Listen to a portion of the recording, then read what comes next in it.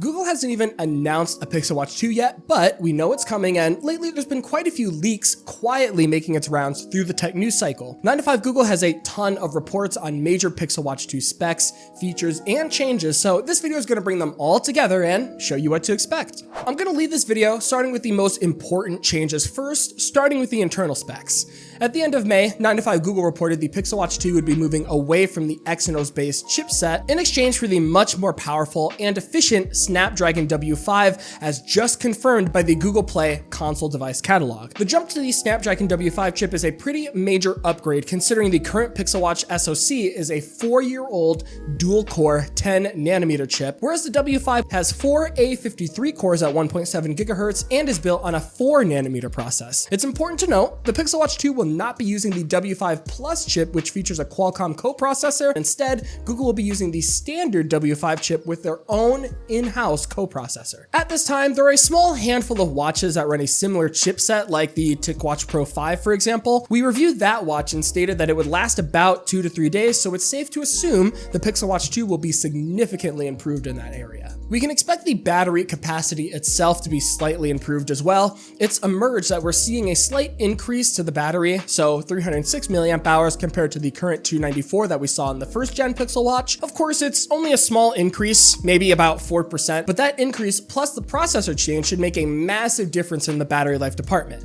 In fact, based on our late May article, we're hearing that Google is targeting over a day of usage with the always-on display enabled for the Pixel Watch 2, which is a great direction for them to go in. This is just my speculation, but maybe if we turn off all the extra features, we might see 2 days or more, which I know would fix a huge issue many people had with the first gen Pixel Watch. A few more details emerged from the Play console listing as well, including a confirmed 2 gigs of RAM as we have currently, and a 384 by 384 display size, which Android Authority reported would be a Samsung panel. There's no official notes on the details of the display, but if it's a Samsung panel, I'm expecting top-of-the-line performance, efficiency, and visuals. Moving on, let's talk about an article released in late July by 9to5 Google that goes over the build materials of the Pixel Watch 2. From what we can tell, the size and the dimension should be the same at 41mm. The biggest change is going to come with the type of metal they're using for the frame. Currently, we have a stainless steel frame on the Pixel Watch 1 that looks great and fares decently well against damage. However, changing with the Pixel Watch 2, our sources tell us that we'll be seeing an aluminum frame instead, which should allow for a cheaper, lighter construction while most likely losing a bit of durability. In my opinion, this just seems like a cost-cutting move. I can understand why Google would make this change, as there's very little metal on the watch to begin with, and you can barely see the shiny stainless steel that you have already. I'm just worried about the durability aspect, which I guess we'll see as time goes on. On top of that, an article that we released in mid-August highlights more information regarding the watch strap materials. Based on an FCC certification submission, it seems like Google's testing 4 separate watch bands. We only have the names to go off of, showing as plastic active strap, which I believe is the default band, metal mesh strap, metal link strap, and metal slim. Interestingly enough, we never saw the metal mesh band that was supposed to release with the Pixel Watch 1, and it seems like we get a second chance this year since it was on the FCC listing. Even more interesting was a new watch band listed under the metal slim name. We can only speculate what the metal slim variant is, but chances are it might be a metal link / metal mesh hybrid. For that, I would say keep an eye on 9to5 Google's website in the meantime once we have official confirmation. Alongside new specs and build materials, we also got a lot of news regarding software. First and the most obvious is the Pixel Watch 2 will be released with Wear OS 4. Right now, we actually don't know a ton about Wear OS 4 in general, but we can expect battery optimization improvements, faster and more reliable text-to-speech input, backup and restore functionality to transfer data to a new watch, and we can expect a new watch face editor to make it easier for developers to make new watch faces. Other software features highlight new clock faces that should be coming with the Pixel Watch 2 as well.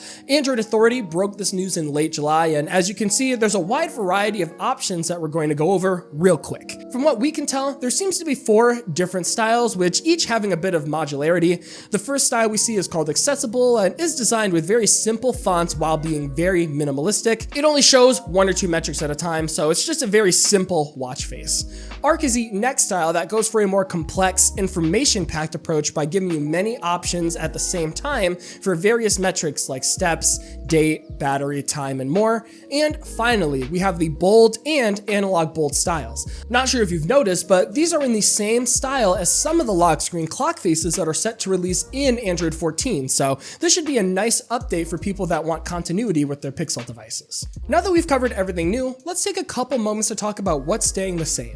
From what we see, most of the remaining hardware seems to be staying the same as we have currently, so the same 2 gigs of RAM, the same screen size at 384 by 384, the same size bezel, the same proprietary watch band connector, and even though it's not officially confirmed, we fully expect to see the same dome-shaped design that we have currently. Unfortunately, nothing points to a larger display size being on offer or a Pixel Watch 2 Pro, so if you don't like the current size, you still might be waiting quite some time for an offering from Google.